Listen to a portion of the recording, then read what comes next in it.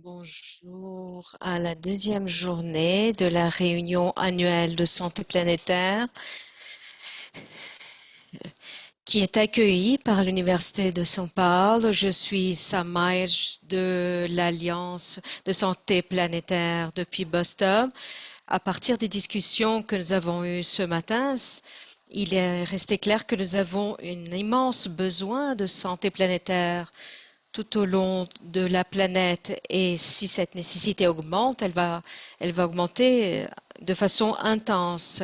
Une partie fondamentale de cette problématique, c'est de trouver les financements. Il n'y a pas une base de financement établie. Dans ce contexte, nous aurons un dialogue aujourd'hui sur comment promouvoir le financement de l'éducation de la santé planétaire. Les sponsors sont particulièrement importants. Je vais présenter les conférenciers. Braulio Ferreira de Sousa Dias, il est professeur associé de l'Université de São Paulo. Il est conseiller de politique environnementale du gouvernement brésilien. Il a déjà occupé plusieurs postes dans au niveau gouvernemental pour des politiques environnementales. Il a été le directeur de ressources renouvelables et aussi secrétaire pour les forêts de 2010 à 2012. De 2012 jusqu'à 2017, il était le secrétaire exécutif des Nations Unies au sujet de la diversité biologique. Il a eu un rôle important pour développer un plan pour la biodiversité de 2018 jusqu'à 2020. Merci Sam, bonjour à tous. C'est un plaisir d'être le modérateur de ce panel. Je profite de cette occasion pour travailler ensemble avec l'Organisation mondiale de santé et avec l'organisation Rockefeller. J'ai eu le privilège de participer et de connaître les installations de la Rockefeller Foundation au lac Como en Italie. Et ceci a résulté dans la proposition initiale pour la première initiative de santé planétaire. Comme Sam l'a dit, tous les scientifiques sont très anxieux pour apprendre plus sur les possibilités de financement. Et pour financer la recherche dans la santé planétaire, il faut avoir en tête que nous devons avoir accès à des fonds pour la recherche interdisciplinaire. Et ce n'est pas toujours le cas dans les agences de stimulation. Nous avons nous aurons l'occasion d'écouter ici des conférences de trois agences très importantes. Elles nous offriront leurs perspectives et également elles répondront à nos questions. Les questions lesquelles éventuellement les participants voudront poser. Nous aurons également des présentations de Madame Eileen Lee, de la Fondation Gordon and Betty Moore qui finance la biodiversité et la conservation.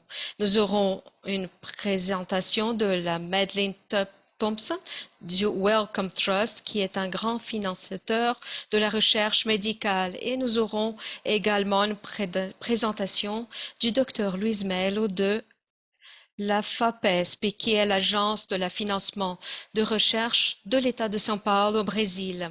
Nous allons donc commencer. Je vais demander à ce que chacun des panélistes présente sa propre approche. Jusqu'à quel point vous pensez que votre agence fournit déjà de l'appui suffisant pour la recherche interdisciplinaire en remplissant les brèches entre l'environnement et la santé humaine, et jusqu'à quel point vous pourrez indiquer des exemples des initiatives que vous avez déjà réalisées ainsi que les plans pour des perspectives futures de financement dans ce secteur.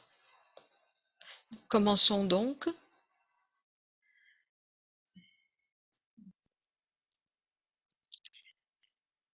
Est-ce que Madame Madeleine Thompson est déjà sur l'écran? Madeleine, à toi. Merci beaucoup. Merci de cette invitation pour participer à cette session. J'espère que vous aurez une merveilleuse semaine. Mes collègues sont en train d'accompagner certaines sessions. Moi également, j'ai participé à une ce matin. C'est un grand plaisir de pouvoir participer à ce séminaire. Je dois vous dire que je travaille dans le Wellcome Trust depuis 2 ans. Avant cela, j'étais dans le secteur académique et je cherchais déjà à travailler de façon transdisciplinaire. Donc, je comprends bien les deux côtés. Une des choses que j'ai apprises en travaillant dans une fondation, c'est que ce que vous devez apprendre, c'est l'histoire et la culture de cette fondation où vous êtes, ce qui l'inspire, ce qu'elle veut développer et sur quoi elle veut orienter ses ressources. Le Wellcome Trust a été fondé en 1936 par le monsieur Sir Wellcome. Il était leader d'une entreprise de pharmaceutique qu'il partageait avec Barrows. Il était également américain, mais il habitait en Royaume-Uni. Et c'était une bonne chose parce que lorsqu'il est décédé, il a laissé sa fortune aux instituts de recherche pour la santé humaine et animale. Et un trust fund a été fondé. Il est décédé depuis une 70 années et le trust s'est développé depuis lors, mais certains changements qui ont lieu, mais qui n'étaient pas très significatifs, ils n'ont pas impacté sur le trust. C'est l'un des plus grands au monde. Nous avons accès à 31 milliards de livres sterling. Il appuie la recherche médicale et également des recherches dans le secteur de la santé. C'est-à-dire, nous nous concentrer sur son héritage, sur son testament. On ne finance pas seulement les sciences de base, mais également la science translationnelle, l'engagement de publication et le secteur de advocacy. Jusqu'à la crise du Ebola qui a eu lieu en 2014, le trust ne répondait pas à des causes émergentielles. Nous avions un historique en maladies infectieuses, alors il a pu fonder un institut pour répondre à l'Ebola. Et maintenant, notre organisation est fortement engagée dans la réponse à la COVID en finançant ces actions. Nous finançons des thérapies qui sont développées pour le traitement et nous travaillons également dans l'advocacy pour la COVID afin de garantir que tous aient accès au vaccin. Il y a un historique assez clair de notre trust, le développement de partenariats. Nous avons un partenariat fort avec l'OMS et à partir d'octobre 2020, nous avons un plan stratégique et une mission. Je vais parler sur ça. Mais le travail que je conduis avec l'équipe que je lidère depuis une année, c'est une équipe de santé planétaire qui existe depuis 5 ans. Elle est à la fin de son mandat actuellement. Elle a été organisée comme une activité exploratoire. Nous devons non seulement comprendre et résoudre les problèmes médicaux, mais nous devons résoudre aussi des questions plus larges.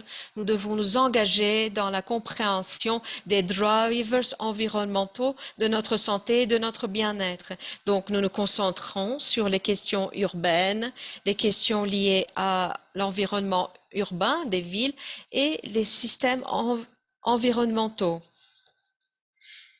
Et je suis la leader de changement climatique avec Bolton avant de devenir leader de ce programme de santé planétaire. Dans notre programme, nous avons notre financement et nous avons aussi de la recherche transdisciplinaire qui est inclus. Nous reconnaissons que ce fait implique d'autres travaux de notre trust impliquant des soignants, des agronomes, des architectes urbains, et nous avons actuellement 6 grands consortiums que nous appelons de partenariats dévoués à l'urbanisation qui se concentreront sur la chaîne alimentaire. Ils ont développé un programme de 5 ans dans la recherche interdisciplinaire pour s'engager auprès des législateurs et des professionnels.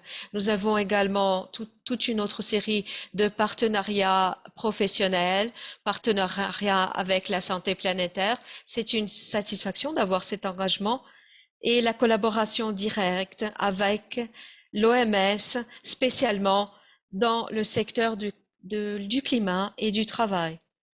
Nous avons déjà vu, par conséquent, l'apparition de cet effort et nous avons pu faire face à certains défis, c'est-à-dire comment être évalué, comment promouvoir la recherche transdisciplinaire, comment promouvoir les concessions et les bourses que nous concédons. Et il y a d'autres choses que nous faisons bien, c'est-à-dire initier le développement de concepts. Ce sont des consortiums grands. Nous avons besoin de ressources et de temps pour réunir nos idées avant de présenter une proposition complète qui sera considérée.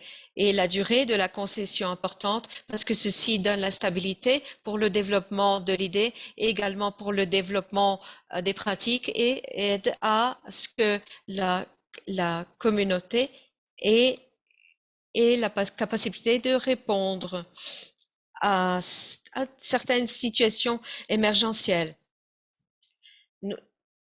Devant la crise du Covid-19, nous avons eu cette volonté d'écouter ceux qui reçoivent nos contributions et nous avons la préoccupation de comprendre leurs défis, notamment les difficultés des chercheurs de carrière pour qu'ils retrouvent de nouveaux locaux afin qu'ils puissent développer leurs recherches.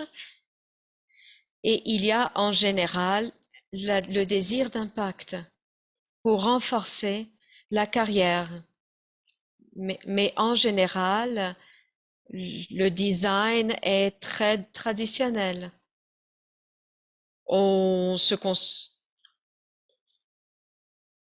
Si vous vous concentrez trop sur les papers, vous avez tendance à ne pas vous intéresser aux législateurs et aux autres acteurs.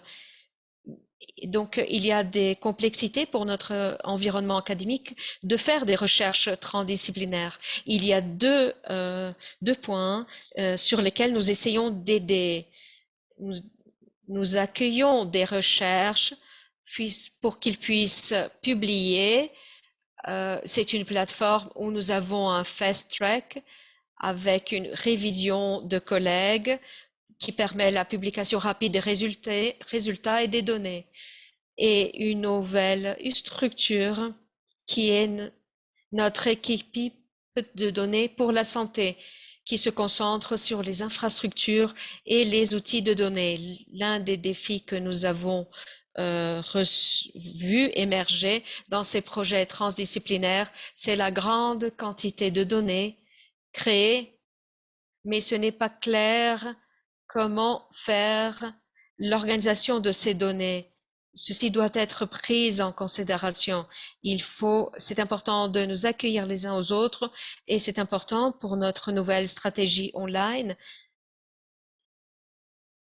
que notre vision, c'est d'appuyer la science et nos priorités de financement, c'est de construire et disponibiliser des connaissances dans les secteurs de troubles mentaux, de maladies infectieuses et de chauffage climatique. Les principes qui sont à la base sont l'égalité, la diversité, l'inclusion, qui sont à la base de toutes nos stratégies et dans la pratique, les opportunités qui semblent émerger dans cet espace, et ceci est en développement encore, c'est la concentration, le focus sur la carrière initiale de formateur de politique, des données entrecroisées entre les secteurs qui sont les plus en vogue, des activités tournées vers les maladies infectieuses et déplacer le centre de gravité vers le sud global. Comment nous exprimons cela à travers notre engagement auprès de nos partenaires et en les écoutant sur ce qui pour eux sont les priorités. Voilà mes commentaires initiaux. Merci beaucoup, Madeleine. D'excellents insights que vous nous avez donnés, d'excellents exemples, et nous pourrons répondre à des questions sur cela. Maintenant, Eileen, Lee, merci. Braulio, moi aussi, j'aimerais remercier les organisateurs de cette réunion de santé planétaire pour nous avoir réunis autour de ce topic aussi important. Je pensais que depuis un an, en vivant sous l'ombre de la pandémie, nous pouvons voir que au moment où cette crise de santé globale nous force à la séparation physique et rend difficile nos réunions en tant que communauté, nous apercevons que c'est plus que jamais nécessaire d'interconnecter de différentes géographies, différentes communautés. Ceci rend encore plus extraordinaire ce travail de l'équipe de santé planétaire, tous ces efforts qui ont été mis en œuvre pour créer cette communauté de santé planétaire. Pour ceux qui ne le connaissaient pas, le Gordon and Betty Moore Foundation, la fondation a été fondée par Gordon and Betty, son épouse. Cette fondation reflète leur passion pour préserver le monde naturel vers les générations futures. Elle a été fondée il y a 20 ans. Nous avons investi 2 milliards de dollars dans la conservation d'écosystèmes globaux naturels en promouvant la biodiversité et la durabilité de l'humanité. Nous nous sommes concentrés sur la conservation maritime aux États-Unis, dans la région des Andes et du Golfe. Alors, les loupes que nous apportons à cette conversation, c'est-à-dire le programme environnemental, on se concentre d'investir pour fournir des résultats de recherche environnementale. Nous avons des gains spécifiques et nous avons des gains de conservation. Sous ce point de vue et par rapport aux questions que nous voyons dans les lieux où nous travaillons, nous nous rendons compte qu'il n'est pas, nous sommes très convaincus de la nécessité de la santé planétaire.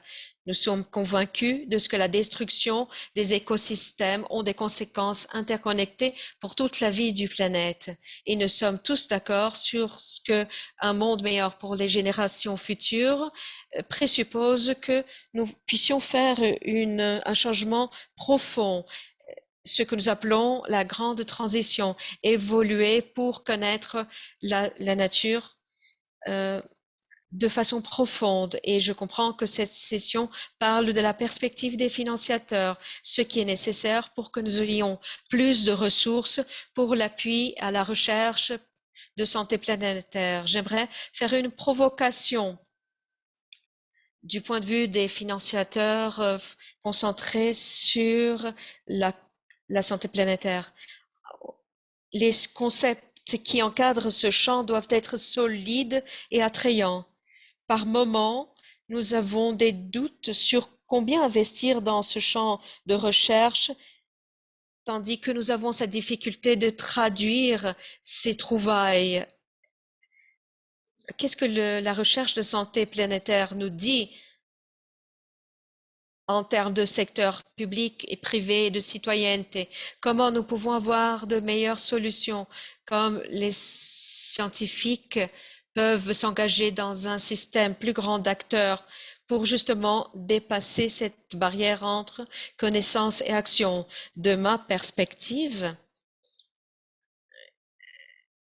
nous avons besoin d'une structure centrale pour faire face à ces défis, pour mettre en avant des thèmes plus de base comme le financement de conservation. C'est comme si c'était une course contre le temps. Alors, nous n'avons pas tellement d'intérêt à financer plus de projets qui n'aident qu'à caractériser les impacts sans construire des solutions tangibles. Ce n'est pas que je n'apprécie pas les brèches inhérentes des lacunes de connaissances, mais trouver des ressources avec un sens de l'urgence me semble très important. Je veux trouver un chemin pour les solutions qui viennent limiter les contours de ce que nous avons à perdre.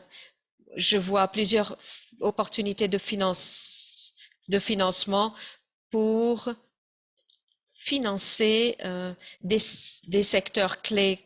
Je vais mettre en avant quelques opportunités que je vois comme des solutions accélérées basées dans des approches de santé planétaire. En premier lieu, l'intérêt en solutions basées sur la nature qui ont gagné beaucoup de force dans le contexte des efforts pour la récupération du Covid, la création de politiques nous concentrant sur les cibles des médicaments. Une autre opportunité, c'est d'intégrer la santé prioritaire et les efforts pour transformer les systèmes d'alimentation humaine. Nous voyons cela justement lors des prochaines conférences. Et l'intérêt dans la prévention des pandémies futures. Ceci crée une opportunité intéressante et des solutions de biosurveillance pour que nous ayons une analyse de données et des recherches de systèmes de surveillance en temps réel qui surveillent les risques pour comprendre les comportements humains et la dynamique de ces risques et comment les créateurs de politiques, les conférences des créateurs de directives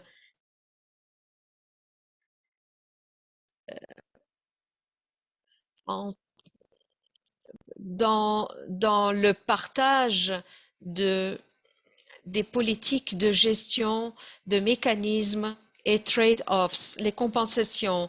Et cette connaissance peut être opérationnalisée et intégrée dans ce genre d'outils spatial. Le dernier point est aussi important que ce que nous finançons, c'est comment nous, les financiateurs, nous demandons à ceux que nous finançons de développer leurs projets et comment ils le font. J'ai été très encouragée par cette rencontre significative entre des académiciens, des peuples indigènes, les communautés. Pour les financiateurs, ceci facilite l'analyse des projets.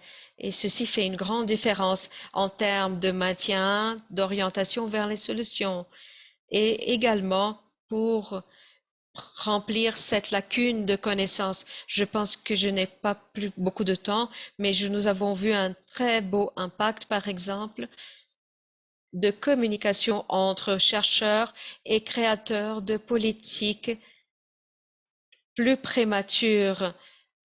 L'exemple que nous avons vu, c'est la valeur d'avoir des communautés indigènes sur la ligne de front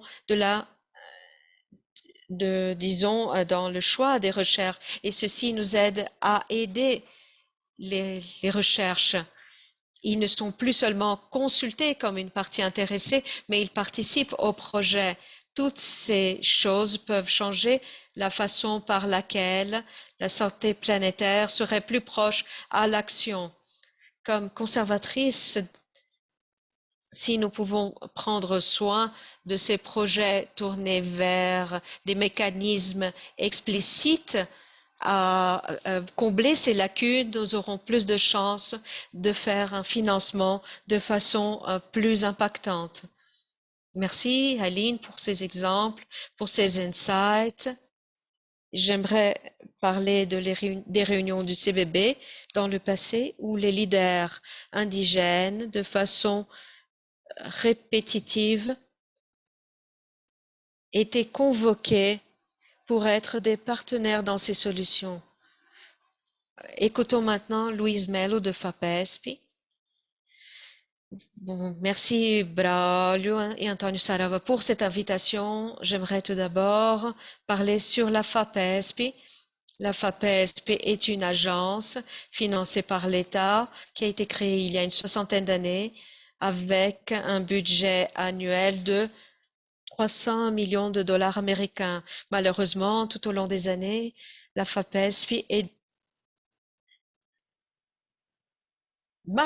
heureusement, elle est devenue, non, je dis malheureusement parce que elle est devenue l'une des plus grandes agences de financement au Brésil, mais malheureusement, elle souffre du manque de ressources.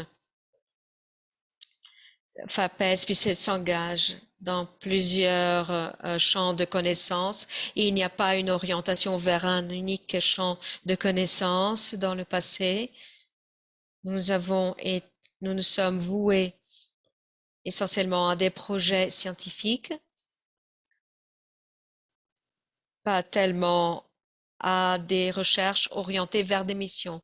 Mais depuis quelques années, FAPESP a changé son profil et maintenant elle finance aussi bien des recherches basées en sciences, mais également des recherches basées sur des missions. La FAPESP s'engage sur plusieurs programmes de collaboration, sur plusieurs champs avec des programmes spécifiques. Je vais mentionner spécifiquement le programme BIOT qui a maintenant 20 ans d'existence. Et il a été destiné à faire une cartographie de la biodiversité dans l'État de São Paulo, mais il a évolué dans la fourniture de données, non seulement pour l'État de São Paulo, mais aussi au niveau du Brésil comme un tout. Il n'offre pas seulement des connaissances sur la biodiversité en soi, mais il travaille également sur ses usages et bénéfices potentiels vers la société. Après cela, la FAPESP a créé deux programmes additionnels d'une certaine façon euh, liés au programme BIOT. Le premier a été le programme de bioénergie, un programme très important pour l'État de São Paulo, du fait de la production de l'éthanol comme l'une des principales sources d'énergie. Ce programme a pu influencer des documents de politique publique réalisés au niveau des Nations Unies et il nous montrait combien l'impact des sciences sur la formation des politiques. L'autre programme, c'est le programme du changement climatique global. C'est un programme qui a eu beaucoup de succès avec une grande partie de ce programme consacré à l'Amazonie, mais pas seulement cela, mais elle analyse de façon globale les changements, les impacts du changement climatique. L'autre programme, c'est les sciences et données. Dans ce programme, la FAPESP cherche à promouvoir l'entendement de ce que la connaissance scientifique doit être disponibilisée vers un grand public, non seulement à travers la publication d'évidences et de travaux, mais aussi des données brutes qui sont derrière ces recherches, promouvant un mouvement en direction à cet objectif, malgré un objectif encore lent. International, nous avons plusieurs activités. Je dirais que la plus récente et plus évidente, c'est sur la récupération, les recherches pour la récupération du COVID-19. C'était un engagement que FAPESP a fait et nous venons de lancer une initiative qui veut avoir une recherche collaborative pour promouvoir la collaboration internationale, mondiale, pas seulement au niveau national. Il y a quelques initiatives où FAPESP, encore en revenant aux données ouvertes et à l'accès ouvert, mais en essayant de d'offrir un accès mondial de millions de patients qui ont été traités ou évalués pour le COVID. Et ceci a été publié dans une plateforme ouverte qui est disponible à tous et qui montre comment FAPESP essaye de s'engager dans ce type d'activité. Ce n'est pas facile d'avoir un système de financement pour des thèmes comme la santé planétaire, la science et l'éducation, étant donné que ce sujet en lui-même est très ample et la science est ample et nous avons la notion cartésienne de diviser tous dans des petites parts de connaissances. Mais c'est un forum ouvert. Nous pouvons donc promouvoir ce type de recherche. Et FAPESP est ouverte à évaluer des propositions à cette fin.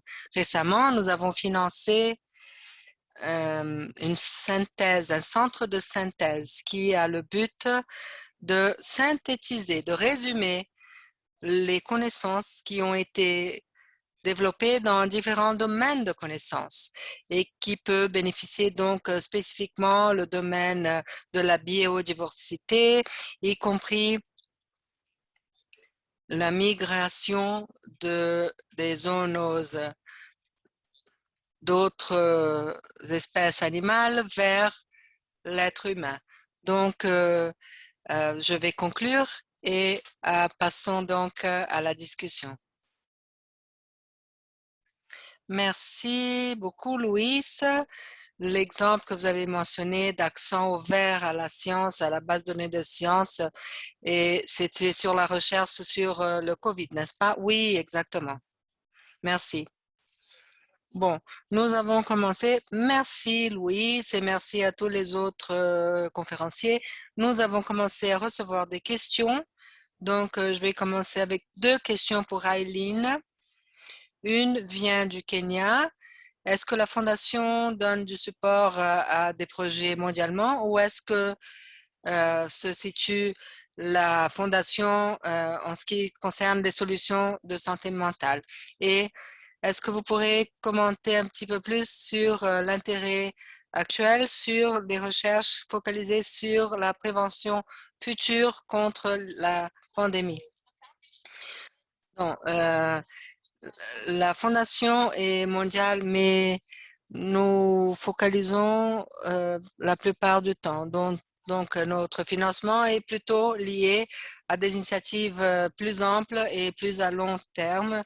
Et des zones géographiques sont le biome de l'Amazonie et le Pacifique Nord et les systèmes marins du Nord. On n'a pas travailler, par exemple, spécifiquement sur l'Afrique. Ceci ne veut pas dire que nous n'acceptons pas des projets qui sont au-delà de ces zones géographiques.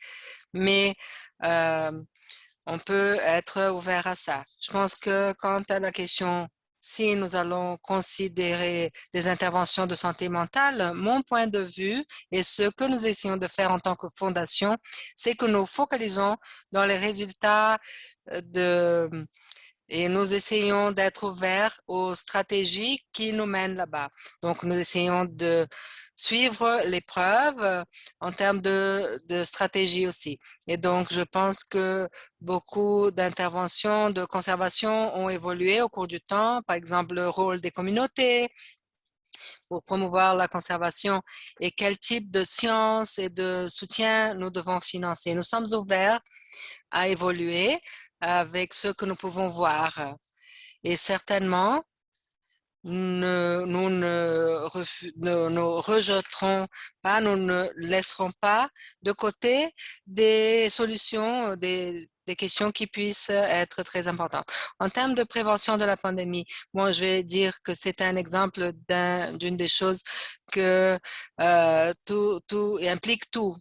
Et ce n'est pas la même chose, la nuance utilisée dans la communauté scientifique, parce que on a vu clairement de plusieurs experts que la prévention de pandémie, ce n'est pas la bonne structure du point de vue scientifique.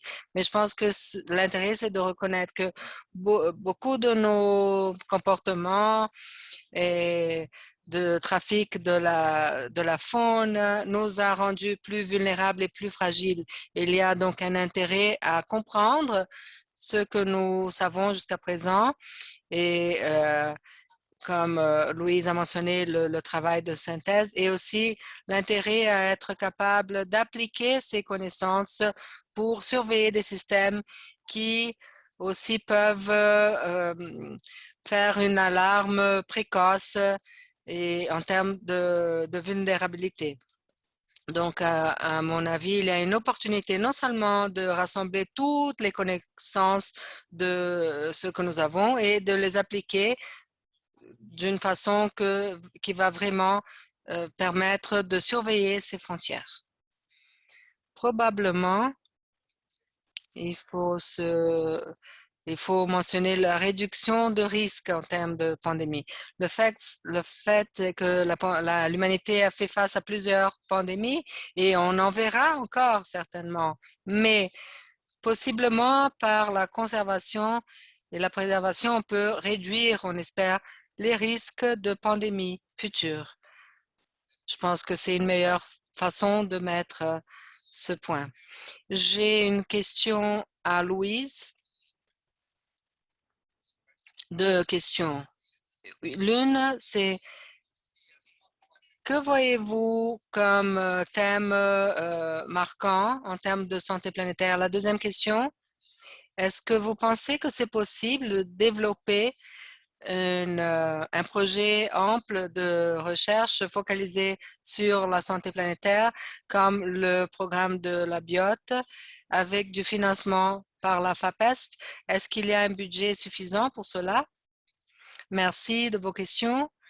Bon, je dirais que les points les plus marquants maintenant, c'est les changements climatiques et le réchauffement mondial et aussi la pandémie. C'est très difficile d'échapper de ces thèmes au jour d'aujourd'hui. Et donc, définitivement, il y a des façons à faire face de faire face à ces thèmes. Et on discutait la création d'un institut mondial de santé planétaire qui serait basé au Brésil, mais nous devons nous connecter mondialement pour qu'on soit capable d'avoir accès et discuter des risques possibles qui peuvent surgir dans d'autres endroits et que des pays différents ou des groupes différents doivent avoir conscience. Et en définition, le réchauffement mondial et les changements climatiques, c'est déjà le propre nom le dit, c'est mondial. Donc, par définition, c'est un sujet très pertinent. Donc, en ce qui concerne la deuxième question, FAPESP est financé par euh, ceux qui payent les impôts dans l'État de São Paulo, donc les contribuants fiscaux à l'État de São Paulo. Donc, si c'est dans un autre pays, par exemple, le problème n'a pas nécessairement besoin d'être ici dans notre territoire. Et encore une fois, étant donné la pertinence du bassin amazonien et de son ample implication dans le changement climatique à niveau mondial, et étant donné qu'il y a plusieurs pays qui ont aussi de grandes parties de la forêt amazonienne, comme le Pérou, la Bolivie, la Colombie, le Venezuela, les Guyanes, et étant donné l'engagement de différentes organisations pour financer la recherche, les activités de recherche dans cette région, y compris la Fondation Moore ici avec nous, il y a de l'espace pour un programme mondial qui cherchera à évaluer la forêt amazonienne à un niveau plus holistique, non seulement de la perspective des changements climatiques, mais aussi des communautés, des peuples qui y vivent et aussi peut-être des avancées, des progrès qui peuvent être amenés du point de vue du commerce et de la technologie. Donc, sous différents angles de comment nous pouvons préserver la forêt et sa valeur pour l'humanité et en même temps développer la vie des personnes qui y vivent. Merci, Louis. J'ai d'autres questions qui vont être pertinentes à tous les conférenciers. Je vais en lire 3 et chacun des conférenciers peut répondre à partir de son propre point de vue. Donc, comment voyez-vous les changements de la philanthropie aux politiques d'État par rapport au financement de la science? Pardon. Et une autre intervention, c'est de mon collègue Cale Agostini sur les bases de données. Et nous avons beaucoup de données, mais elles sont très réparties, très diffusées et très éparpillées et difficiles à avoir accès. Comment est-ce que les agences de financement peuvent aider à résoudre ce problème? Et une question spécifique est si les centres de synthèse peuvent être l'un de ces canaux pour résoudre ce type de problème.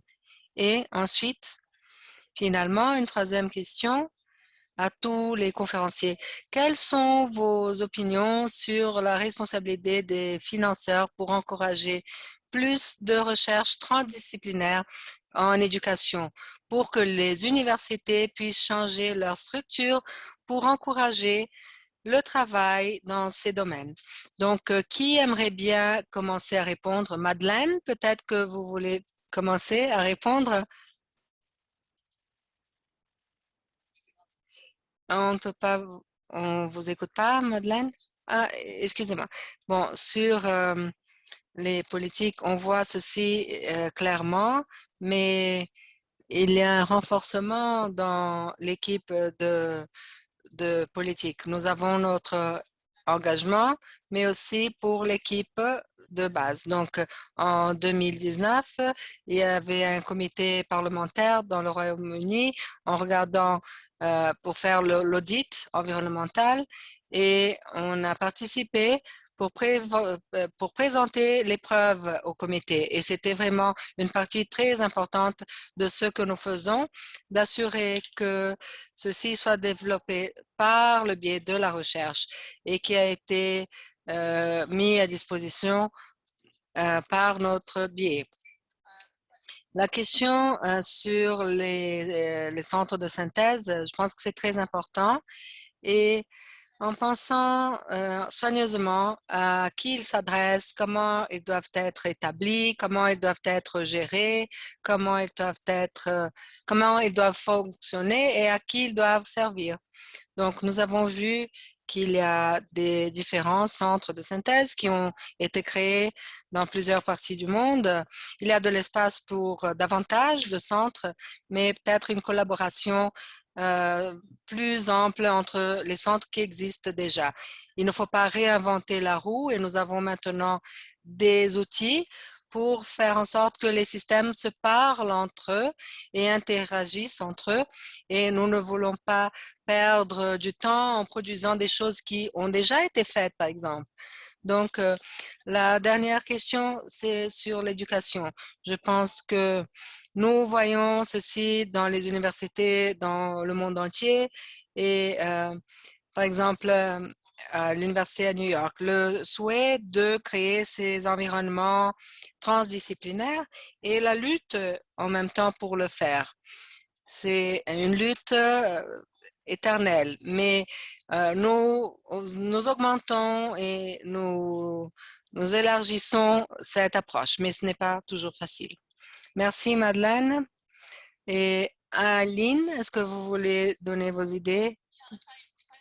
Oui, si j'ai bien compris la première question correctement, et dans quelle mesure nous finançons la recherche pour ses propres questions versus pour les changements de politique, je dirais deux choses. En partie, une raison pour laquelle notre programme de conservation est tellement focalisé sur l'impact appliqué, c'est parce que nous avons un programme de sciences, donc il y a une division assez claire de travail pour nous. Mais dans la conservation appliquée, je pense que nous tendons à financer plus de bourses spécifiques pour comprendre le processus lorsque nous essayons de comprendre quels changements sont nécessaires et possibles, lorsque nous voyons par exemple un écosystème marin et comprendre quelles solutions doivent être abordées. Mais lorsque nous avons eu une réponse à ça, notre focus est vraiment sur les résultats pratiques. Donc, pour nous, à ce point, c'est toute une question de changement de politique. Et la question d'un centre de synthèse de données, je n'ai pas beaucoup à ajouter à ce que Madeleine a déjà dit. Je suis d'accord avec ce qu'elle a déjà dit. Et il faut chercher plus d'opportunités autour de la duplication. Et comment vous encourager? Et nous voyons la même chose dans les partenariats que nous faisons. Et de notre point de vue, je pense que l'une des raisons pour lesquelles nous pensons avoir un petit nombre de choses que nous finançons au long terme, c'est parce que nous pensons que si nous donnons un horizon plus ample, c'est possible d'investir plus dans ce type de partenariat interdisciplinaire. Donc, c'est une chose importante que les financeurs peuvent faire. Et aussi, je retourne à la question d'exiger que les personnes apportent différents points de vue. Et je dirais même passer de façon plus expansive sur la transdisciplinarité. Dans la conservation, par exemple, nous voyons que la science de comportement ou social apporte beaucoup de bénéfices à ce que peuvent être les solutions mises sur la table et pour intégrer ce travail dans d'autres domaines, par exemple l'économie, au-delà des métiers traditionnels. Merci, Aileen. Louis, vos idées à ce propos? Donc, par rapport à la philanthropie, quoique FAPESP soit financé publiquement, nous cherchons et vraiment nous essayons de nous engager avec des actions philanthropiques et des fondations privées qui puissent contribuer encore plus avec nos efforts. Nous avons un centre en partenariat avec une fondation appelée Fondation Maria Cecilia du Vidigal. C'est le nom d'une dame et c'est une fondation dédiée aux aspects psychologiques et éducationnels à la jeune enfance. Nous avons un projet où nous faisons des fonds en partenariat et nous faisons des recherches spécifiques sur ces thèmes spécifiques pour cette fondation et pour FAPESP aussi. Donc, nous essayons de faire un levier en faisant des partenariats. Par rapport à la transdisciplinarité, la question, c'est que ça peut être très difficile de devenir un expert dans plusieurs domaines de connaissances. Donc, ce que nous devions faire est d'essayer d'engager les meilleurs experts dans différents domaines et faire en sorte qu'ils s'engagent dans une infrastructure en commun, d'un sujet en commun. C'est ça la question. C'est comment définir le sujet d'intérêt spécifique et souvent, il y a la question du leadership. Qui va être le leader de ce groupe? Donc, c'est une question en même temps de comment on va structurer le schéma, l'organisation d'une façon euh, euh, pour que les gens travaillent en même temps, indépendamment et de façon collaborative. Bon, c'est comment vraiment structurer ce schéma de financement. Il y a une question que je lis et je suppose quels seraient les critères principaux de FAPESP pour de choisir des critères de santé planétaire. Et je n'ai pas cette réponse. Je devrais parler à nos experts, aux scientifiques qui constituent le groupe de travail, la direction scientifique de FAPESP, et de savoir qu'est-ce qu'ils en pensent et quelles sont leurs idées sur ce qui seraient les principaux critères. Merci, Louise. Nous n'avons que 10 minutes, moins de 10 minutes, et nous avons quelques questions encore. Bon, une question est dirigée à Madeleine et à Eileen, mais certainement Louise peut également contribuer à cette réponse. C'est quels outils vous voyez pour encourager les femmes comme leaders et protagonistes de ce mouvement de santé planétaire et de la recherche dans ce domaine? Donc, une chose que je pourrais dire qui est vraiment très importante, j'ai mentionné au début la stratégie, la diversité et l'inclusion. C'est essentiel dans l'aspect de notre fonds.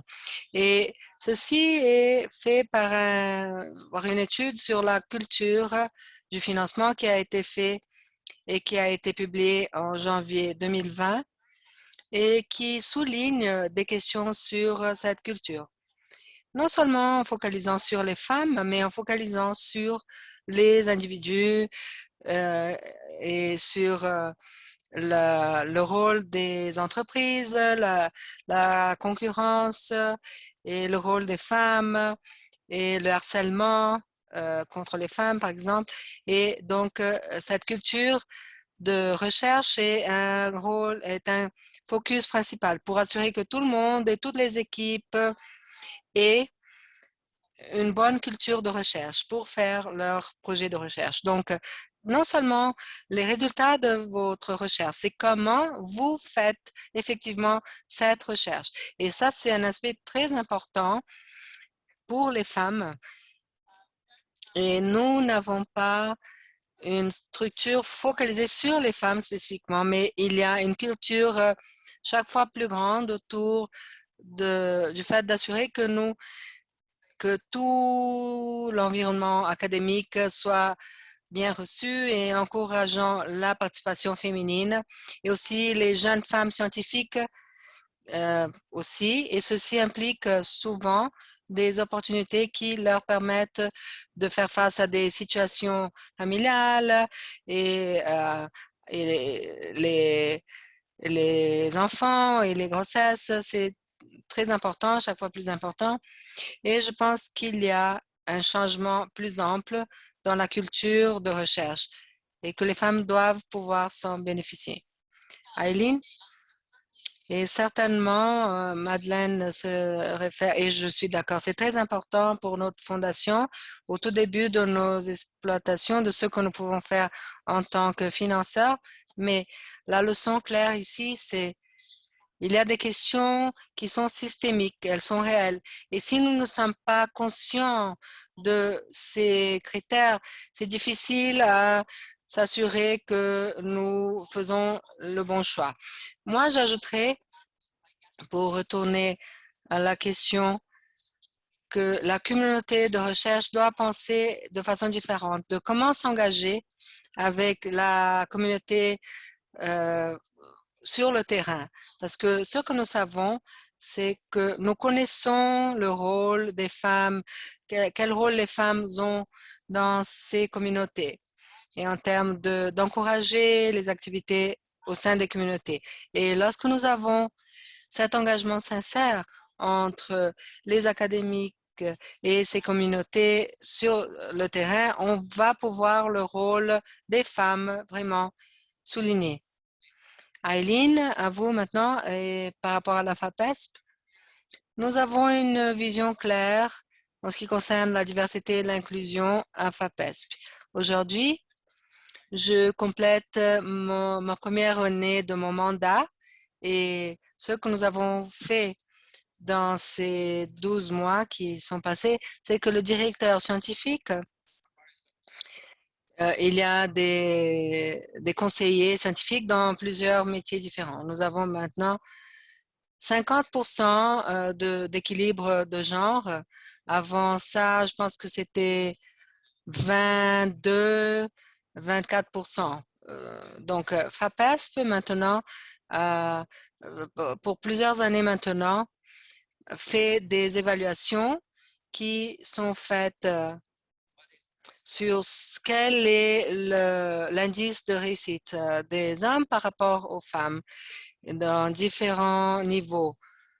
Et, par exemple, les financements que nous donnons ou comparé pour les bourses, on a comparé les différentes subventions pour essayer de surveiller, contrôler quel est l'équilibre entre les femmes et les hommes. Et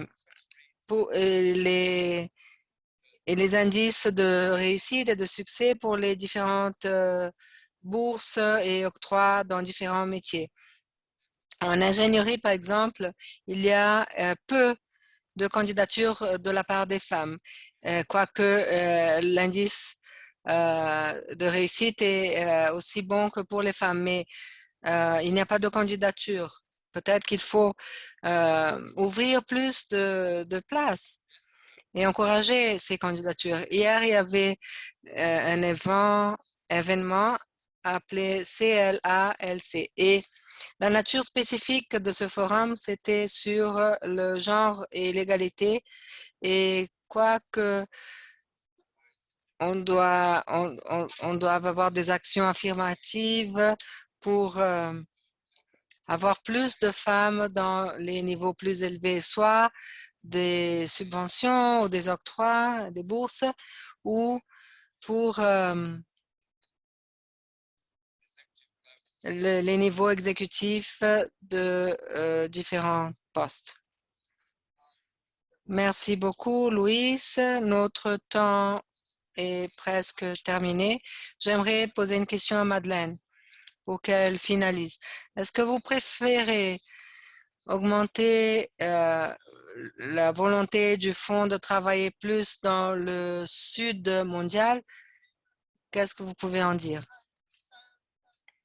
Donc, le fonds est toujours engagé au niveau mondial et particulièrement, il y a ce que nous appelons aussi des programmes pour l'Asie et l'Afrique, mais aussi de différentes collaborations autour du monde. La nouvelle structure est dans le développement.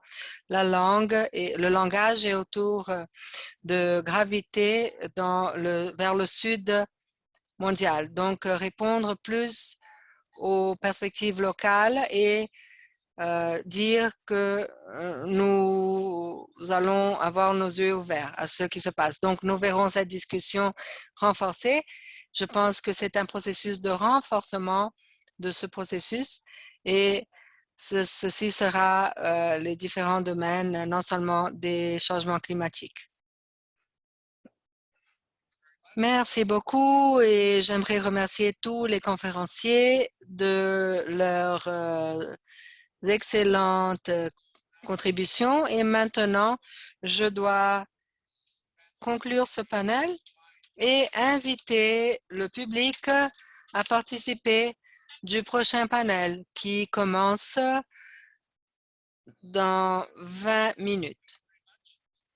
Dans 10 minutes, pardon. Merci. À bientôt.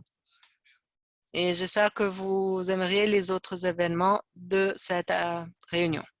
Merci beaucoup.